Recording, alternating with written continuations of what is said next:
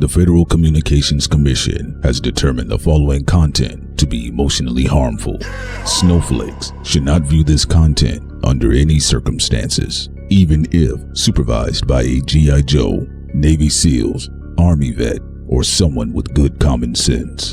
The views and opinions expressed, including the depictions of persons of color, corrupt politicians, white people with or without a tan, haters who have yet to brush their teeth typing angrily in the comment section with hot breath syndrome, do not reflect any official policy or position of the U.S. government. This program contains graphic language, dark comedy, unique intelligence, creativity, a high credit score, and high blood pressure when triggered.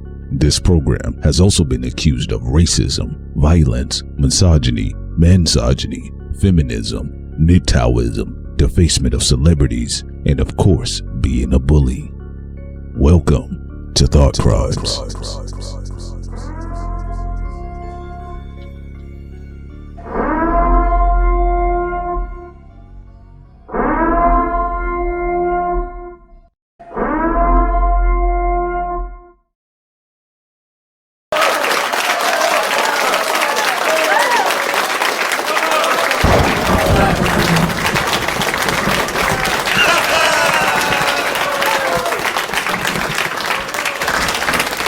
What's up, everyone? This is your girl, Sincere. Welcome to Thought Crimes, and I'm here with the handsome.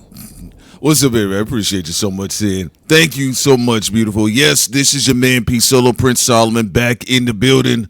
Once again, folks, and again, if you guys have not checked out the video before, please check it out. We did have a conversation with Tommy Dorfman, and right now, Tommy Dorfman is dealing with an open lawsuit that has been stalled for 16 years concerning Live Nation and their monopoly empire. And as you guys know, if you've been paying attention to just a little bit of the news, Live Nation has been circulating out in these news headline streets. So check that video out as well after you do this one here. Absolutely. Pearl Jam was correct back in 94 when it came to Ticketmaster. Nicki Minaj was correct. Yes, that's why I said Nicki Minaj was correct about Live Nation. We don't play no favorites or bias here. Truth is truth. So check out our Live Nation video, the conversation we have with Tommy Dorfman. Support him as much as you can. He is David going against Goliath. He's going up against Live Nation, which is a cartel, a mafia, and there's a lot going on. So just please check it out and share it everywhere and support it. Also, the music you heard earlier was Heresy, Break the System, and then you also heard with our warning, Young Adams. Absolutely. So, as you guys know right now, the Iceman himself, Drake, has announced his return. He is back outside, and he has some things that he has to get off on his chest. But also at the same time, he has been addressing a few people aside from Lucien Grange, and we'll be getting into those conversations, deeper dynamics in some other videos that will be coming up soon. Jay-Z and Drake. If you guys have been paying attention to Thought Crimes for quite some time, we talked about it in 2017 that there has been some issues with Jay-Z and Drake for a long time. Yes. Cold War, we called it. Yes, the Cold War. Back in 2017. Yeah, absolutely. And it has been a Cold War. Yes, some people may say, well, I didn't really see that. I didn't get that. 9 times out of 10, you're probably a Jay-Z fan and a Drake fan if you cannot see that there was clearly a Cold War going on. And now Drake, as the Iceman, has moved, ironically, from Cold War as the Iceman to open war, basically. Yeah, Jay-Z said we're playing offense in 2026, GQ. And Drake said we're playing offense in Iceman. And also, some breaking news here, again, or I would say rumor, it hasn't been confirmed, but there's a possibility that 12 days from today, Jay-Z may be dropping an EP or an album.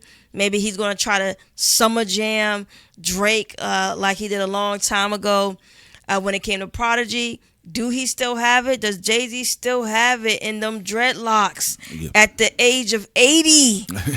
At the age of 80, does Jay-Z still have it to take on Drake? And that's something that we're going to be talking about right here. You know, some people said that there's a possibility that Property State may, the state property may jump in and do something, but they said less than likely. But this is an interesting thing. Will Jay-Z do a Summer Jam thing? What Lenny S said we got something cooking. What's going on with Jay-Z? We'll see. Now, again, we're not saying that it is an EP. We're not even saying that it's an album, but May 30th, possibly. Something along the lines of 12 days that Jay-Z is supposed to be responding some way, shape, or form, particularly through audio or audible. We don't know. Maybe he's going to see what a fucking audio book? What the fuck? Yeah, let's talk about it. So, Chapter 1. Jay-Z, interview 15. Chapter 1. How did you feel about Drake saying he would take the money because you can't teach him shit? I would take the money. I'm going to be honest with you. I would take the money, but realistically, I'm not giving it out. That's the problem right there. Some of you young niggas don't even understand. I'm not even handing your cash out. But, again, with that being the case, ladies and gentlemen, yes, there's been some information, things that have been passed along the way that Jay-Z will be responding. Now, exactly in what manner, not saying that it's an album. We're not saying that he's going to be showing up with DJ Khaled. Audio book? Yeah, it could have been an audio book, Now, clearly, when we talked about this Cold War that had been taking place, and as you guys can see, it's all encompassing now. This has moved beyond Super Bowl. It's moved beyond Kendrick Lamar. And to be realistically, it was never really set on Kendrick Lamar. That was a different dynamic with Drake and Kendrick. Drake and Jay-Z's relationship actually supersedes and is actually a level above that based on their status in the game. You get what I'm saying? So with that being the case, the Cold War that they've had with each other for a while. Yeah, for a while. Tidal and Apple, streaming services. Then they had the weird art gallery moment. And also when they were dissing each other about art pizzas. Right. Yeah. Sorry, Mrs. Drake for the things that I got, but you also have, I want to just say the DJ Khaled thing real quick. DJ Khaled in his own way is being petty. He's, promoting music with Jay-Z. So he's giving a big middle finger to Drake because, Oh, right now he's promoting music with Jay-Z. Yeah. What song? I don't know. But I know he didn't like the fact that twice Drake mentioned Gaza. The West Bank was one with Sam Bankman.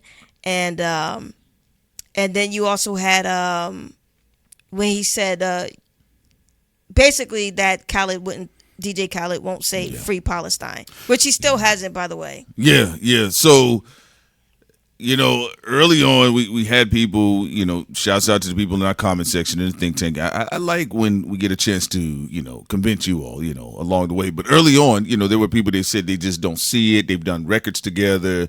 Yes, true, but their synastry, even on those tracks, even the last one, I think it was called Talk Up, there wasn't really any chemistry on that track. It was kind of it felt like business as usual. The last time they had chemistry on a track together probably was like Pound Cake. Yeah. That Light Up, things like that. They had the whole Beyonce saying, "You want me to be your pound cake?" Right. Yeah, that type of stuff. So and also remember, people feel like he was letting Drake know in the future he's going to line him up with Light It Up verse. The Light Up verse. I'm going to line you up. Nigga, you going to get lined up. Nigga, you going to get lined up. Yeah. So listen, at this point in time, Jay-Z does have one more musical feat here. Actually, he's going to be 2 concert dates. Is that he's going to be celebrating the anniversary of Reasonable Doubt. And then there's, of course, The Blueprint. Probably 2 of hip-hop heads' favorite albums from Jay-Z. Some people throw in 444, and then you got the volume series, but they're not as cohesive as Reasonable Doubt and The Blueprint. Now, it is speculated that Jay-Z also may be sending some shots or responding in that manner to at that point in time. But the reason why it is interesting because Jay-Z has had, as he stated publicly, that he's had a change of heart about the battle, and I don't know if you guys recall recently you had RZA when he sat down with Jason Lee, and RZA, from his own perspective, he said it's in a gray area, but it was interesting to see Jay-Z kind of have a 180, especially as a capitalist, because we know that Kendrick Lamar, and based on the battle, it was the biggest battle in hip-hop history. Kendrick Lamar had a lot of eyes on him. I think 300 plus million pair of eyes. All right, that's almost as much as white people in America, right? We don't need no DJing. That's already passed, so we don't need no battling either. So, as far as a fiscal standpoint, Kendrick Lamar at the Super Bowl economically was perfect for Jay-Z, especially given him maintaining a resume of curating successful halftime shows. Now that 2025 is over, 2024 is over, and we're kind of on the downshift of things, and Drake will be coming outside, or at the time he was to come outside, Jay-Z started to have different talking points in his interviews. And, you know, Sidney and I, we talked to you guys a little bit earlier before Jay-Z came outside, is that more than likely he's going to be trying to recalibrate some things because Drake was supposed to have been able to send some shots on him, which he did. He got a heads up that allegedly Jay-Z got a heads up that Drake was going to send some shots his way. He didn't know it was going to be this many and this explicit, like mentioned in the Epstein files about redacted and a lot of other things and a lot of tracks that he was shooting there. Also, JJ, who is a big supporter of Jay-Z, said he believes that Whitney is going to get dissed on something with Drake. I don't know if that's confirmed or not. You know, it's not confirmed at all by us. But JJ did say that. JJ is the same person before it happened who said that the charges or the lawsuit or the DNA test was going to be dropped pertaining to Ramir. Also, keep in mind that for Scary Hours 4, there's a good chance that Charleston White will be on Scary Hours 4, giving some funny skits. And do not forget that 50 Cent is still in Drake's corner. Remember, we were the first platform to say that 50 Cent was over there with Drake. For anybody who forgotten, don't. But remember a long time ago, we told y'all back in 2024 that 50 Cent was coaching Drake, and allegedly he may still be there coaching Drake as we speak. You know, just wanted to let y'all know that. And also for those who don't know why Farrakhan was mentioned on Iceman, it wasn't about disrespect to Farrakhan. He was referencing back possibly to the fact that the Nation of Islam was supposed to have a final call to save hip-hop somewhere around July 8th of 2025. There was supposed to be a gathering allegedly where Kendrick and Drake and Jay-Z and everybody was supposed to get together and make peace. But as you heard on the record, Drake is not in the mood for that because he believes that over the past 10 years that Jay-Z has been trying to set him up, from Meek Mill to Pusha T to Kendrick, feeling like Kendrick was the middleman from his perspective. So he doesn't want to do any type of no negotiations. Yeah. No negotiations at this point. Yeah, so he's not looking to settle that. And also, Sin, do not forget, we'll see if there's a possibility that Jay-Z may pop on a Rick Ross record. He does have an album coming out, and we saw Rick Ross get out of line with Rory and Mal because somebody made a phone call to him when he was talking about Burks. Just to Just say that real quick, you said that the call was going to be made for Rick Ross to apologize to Biggs. Oh, yeah, absolutely. So Ross said, you have somebody that loves you, right? And you just want to see you win. So it didn't really put Ross in the most favorable light right now because it seems like, to your point, because you brought this up about, you know, Ross did enjoy being close frenemies with Drake. He misses that dynamic. Can't pull it off quite the same as Joe can. Joe Button, by the way. Yeah, he pulls off frenemies very well with Drake. Because that's his big brother. All right? My big brother was Big's brother, right? So Ross, you know, came out and made this apology towards Mal and then, of course, his brother. And then kind of a strange moment, but then it does kind of put the cast members closer together. Like, well, you know, Ross, Jay-Z, they have great records together, but clearly Ross would be leaning more towards Jay-Z, and DJ Khaled, you never know if Jay-Z gonna pop up on 600 DJ's Khaled's Khaled's shit. Yeah, as well. Yeah. Those two. And I'm glad you brought up Rick Ross because that's another one. Yeah, yeah, that's a possibility. So Jay-Z has a couple avenues that he more than likely will pop up or pop out. No pun intended.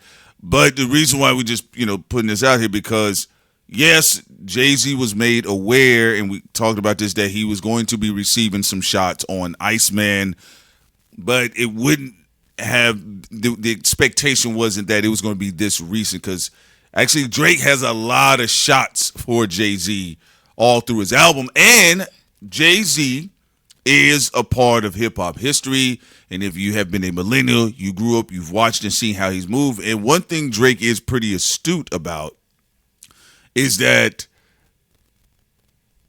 can Jay-Z respond to shots fired across the bow first? The people in his camp and his supporters that we've seen in our chat feels that Jay-Z can easily smoke on a Drake pack. Which we'll see if that really happens. Again, not confirmed, just people talking in the chat, but they seem to be very confident in Jay-Z being able to come out on his own and throw some bars, whether it's up front or even subliminally, towards Drake. And also burning bridges, let's not forget about that. Yep. That also may have something to do with Beyonce, Jay-Z, and Solange, what took place in that elevator. Remember, Drake posted the Aaliyah plane crash that Dame talked about, where Dame alluded with Jaguar Wright that Jay-Z could have had something done to Aaliyah. Yeah, Dame. I don't know. I don't. That's when you know a nigga really don't like you at that point. Right. I don't know. And then he posted what happened in the elevator with Solange, Beyonce, and Jay-Z, which the real story about why and what took place in that elevator has not been discussed yet. It's not been disclosed. Now, people going to be like, y'all know. I don't. No. I just know that people on that side are speculating about what the real situation could have been. And there's always industry talk, too, by the way. The other side of it is, when you're talking about burning bridges, like the video, I like the catchiness of the song and the kind of cheers energy they got in the video. I think it's a good video. But the other side of it is that when you're speaking about power couples, Drake is having double entendres with the power coupling dynamics. So on one hand, he is returning shots back to A$AP Rocky, and even then lightly trolling Rihanna because, she was in the IG comment section at the time when A$AP was quote unquote dissing Drake on his rollout. And again, that's their relationship. I don't know the dynamics of what really goes on between these people. But the other side of the entendre, the other part of the double entendre is, of course, Jay-Z and Beyonce. And LeBron and Savannah. Another power couple. So we got a triple entendre there because, that's another LeBron, B. Don't forget about the other B. Don't forget about the other Z. That's another G. B's on the table. B's on the table. Yeah, so a lot of spicy energy going on. And I think at this point in time, along with Sincere Ignorance, is that Drake is becoming more focused on Jay-Z because realistically, boys and girls, there are two countering energies in hip-hop concerning lifestyle men. And that would simply be Jay-Z and Drake. Again, if we get into MCing, shout out to Cash Cobain. Yeah, you got to bring up other, dynamics. But this here is not necessarily verses that's based on just pure MCing and bars.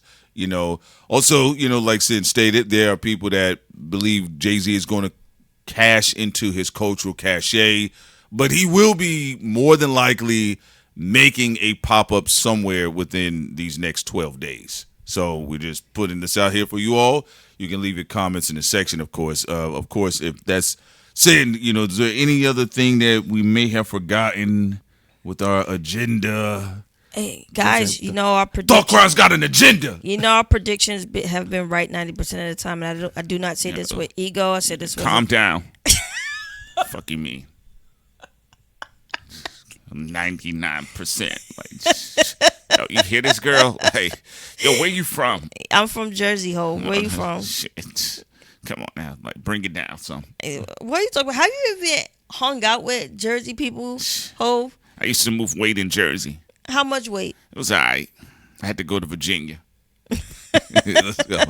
But yeah, okay. You know, you were saying about forecasting and what we, you know, some of the plays we kind of called early on. We said in 2024 that Cole is a double agent. I can't confirm he is, but it was just a theory. It seems like some people in the industry believe he is. And we called that back in May of 2024. We had called back in 2024 about 50 Cent being a Coach Carter to Drake. And when was that? When did we say that one? He was being an advisor, Littlefinger. Yeah. No, but when did we say it? You know what? I can't remember. Maybe was it right around the time, or was it a little bit before Family Matters dropped, or after? I think it was after, somewhere up in that time. Well, it was whatever it was, is people didn't believe it. No, which was people crazy. was like 50 Cent in the studio with Top Dog. I said Top Dog rapping. I said, what the hell does that got to do with anything? Well, hip hop niggas just like to say no. They do. Some rebellious. They say no all the time to you. And industry people should know better. Like, again, the 12 days could be wrong. Who knows? But it's not like y'all be right all the time. Y'all don't know where shots be coming from. So, I mean, y'all know just as much as us. The only thing that's different is y'all actually met these people in person. We have not. Right. So I think that's it. We covered all the bases for this particular show that we wanted to. Again, 12 days from now, audio book from Hov will drop, album, a feature, something is going to happen. Drake will possibly have Charleston White on Scary Hours 4. We thought it was going to drop maybe a couple of days ago, but it did not. What the time frame was, because one thing you did bring up, I just want to be clear, because the earliest was a couple days. The extension, there was some more time in between. So that still remains to be seen. But Drake will be waiting. He is waiting to see if Jay-Z pops out anywhere, because, you know, he's ready for him. So, yeah, also, at this point in time. Didn't you say shut the fuck up, Janice? You think it's about Beyonce? Oh, Drake is doing some visual trolling. Yes, he is doing some visual trolling in conversations. Again, the Beyonce iconography, and also tying back to the elevator situation, and also some said receipts concerning Jay-Z that has not been released to the public, that could further damage, you know, his reputation, or at least cause some issues for him culturally, given what the internet is. And I think, you know, with Sin and I, we have assessed, especially with, you know, Rock Nation and I guess the Carters, but more specifically Jay-Z, is that Jay-Z hasn't really been able to master the terrain of social media. You know, it's actually been one of the more challenging feats to see him look to do without, you know, having to rely so much on nostalgia. He didn't bother with the internet until Tony Bugsby came out. Yeah, that was 1-800. I got him. Got him. And we called that too. We said when he said 1-800, we said he's going after Jay-Z. Jay-Z. We said Jay-Z will be. Jay-Z's name was going to be in the headlines in December. Look, look. I don't want to keep. We just have to sometimes remind people what it is that we do. We're reminding him why he started to get into the internet. Especially, I mean, when Tony Bugsby said 1-800. 1-800. We said the first name up is Jay-Z. And now, from that point forward, he been on. Allegedly on X ass, on YouTube ass. He been on everywhere. Yeah, he been everywhere. Yo, get this content created and all that, allegedly. Yeah. Well, you know, the reason why we bringing this up, because hip hop said, thought Crimes, the first name Busby gonna call is Jennifer Lopez. No. We said, what? It's going to be Jay-Z. And I think in December 9th, his name was in the headlines. But so Drake and Jay-Z is an official situation. It's the final countdown. This It's is the heavyweight fight here, based on the industry standards. Not saying that Sin and I was waiting, looking forward to anything. We just see what we saw and charted it along. But also, to show you how serious Drake is in this manner, is that he cut off LeBron and he's cut off J. Cole. And those people are deeply and richly and even culturally indebted to Jay-Z. Anyone who's indebted to Jay-Z, you cannot get the Drake stimulus package. You can't. You just can't get it. he don't want you to be near him. He don't want you to be around. You better leave me alone. Yeah. And whisper my name. Yeah. So look, he's just not messing with it. He cut LeBron off. He cut J. Cole off. He told J. Cole, I can't forgive you. And people keep bringing up Future. Future don't hang with Jay-Z. That's why he forgave Future. And Future wasn't in that arena. And Future didn't dance to Not Like Us. He wasn't shaking his dreads to Not Like Us. I told y'all Future is not messing with Los Angeles. Okay, so he's had some run-in. So with that being the case, though, Jay-Z more than likely will be responding. He didn't forget about playing football with my son. You know what? When I first heard that bar, after he did all that work, I got the keys. I got the keys. Future did. He lit up a hit for him. Yeah, that's one of the best. Niggas always asking me for the key. Till you're on your own, you can't be me. Yeah. Till you're on your own, you can't be free. I can't see another nigga in the future playing football with my son. You better whisper my name. So, hey, look, all of these individuals have their own unique personality, pretty fascinating, funny. It's all human behavior magnetized in the state of celebrity.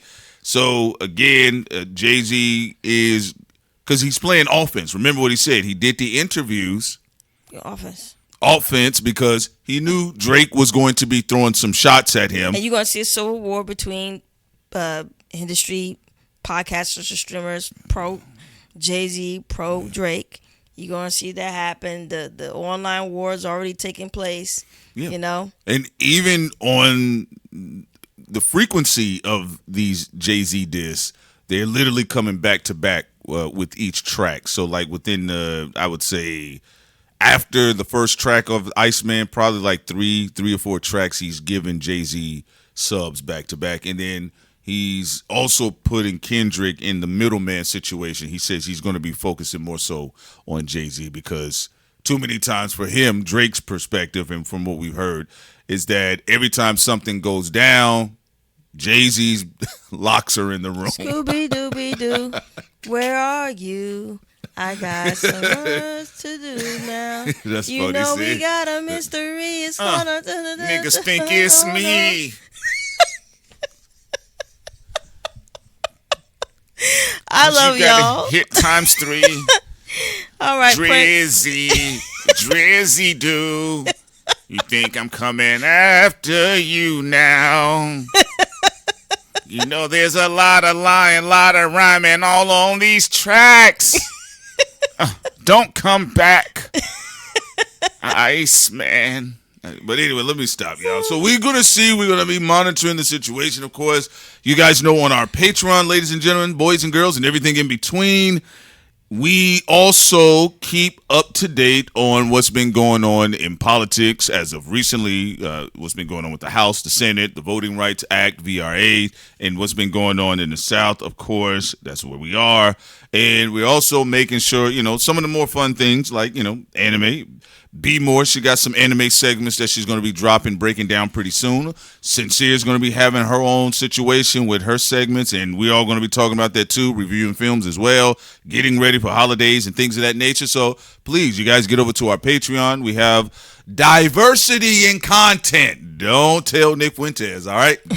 Okay, boys and girls, so we love you guys so much. Also, we're going to keep our eye on the situation. We're going to end off with this Live Nation trailer. And then our outro. Peace. Peace.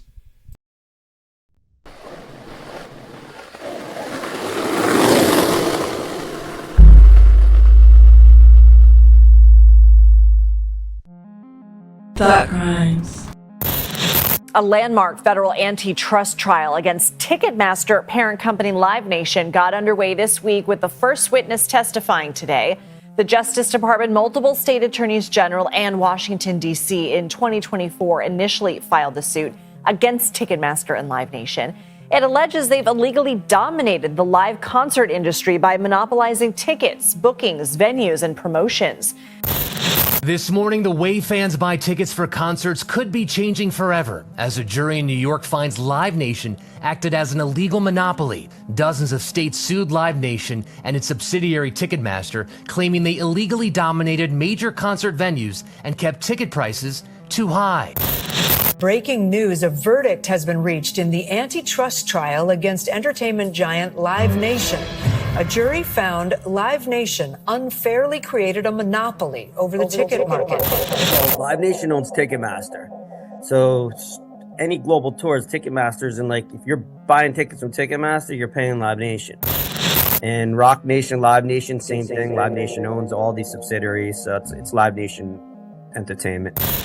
So I was hoping an artist might speak out. I wasn't thinking they would, but I figured I would take a shot at it, you know? But I respect them for not speaking out. I get why they don't, you know? It ruins their career, and, they want to perform for their fans, but their fans are getting ripped off. And on the side, I will tell you, though, some of the artists do reach out to me.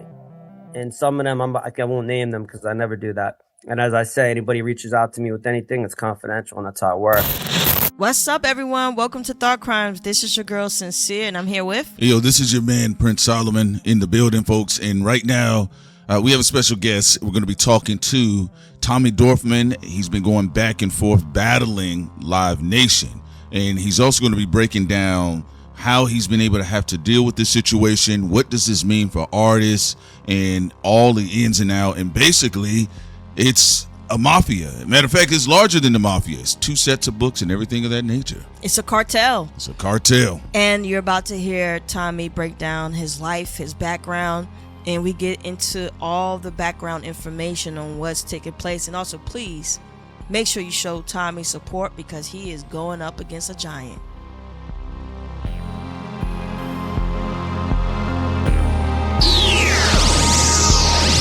Thought Crimes.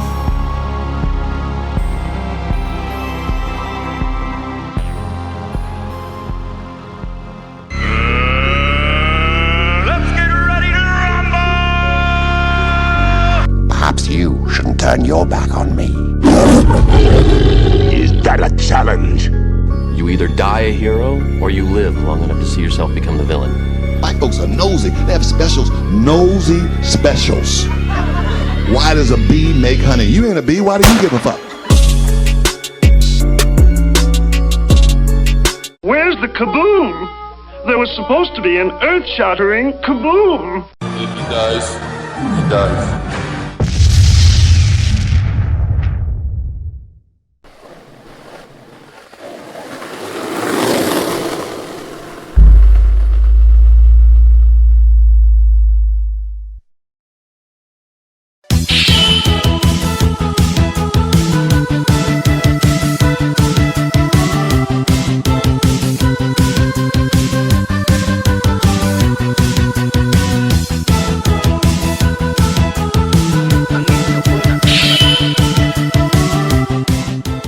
Go to our Patreon for more and don't bother me.